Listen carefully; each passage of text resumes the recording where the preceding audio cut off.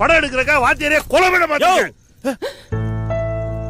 கொலைகாரன்ற நான் கொலை பண்ணத பாத்தியா நீ? ஆமையா நான் ஃப்ராடு தான். எதனால? உன்னாலயும் முட்டாள்தனமான கண்டிப்புனாலையும். சின்ன வயசுல கதற ஸ்கூல்ல கொண்டு போய் விட்ட. இப்ப வரைக்கும் படிப்புன்னு கதற விட்டுட்டு தானே இருக்க. காய்ச்சல்னால கொண்டு போய் ஸ்கூல்ல விடுவேன். ஃபெயில் ஆனா மொட்டை அடிப்ப. நீ சூடு வச்சிருந்தா கூட ஆறி இருக்குயா.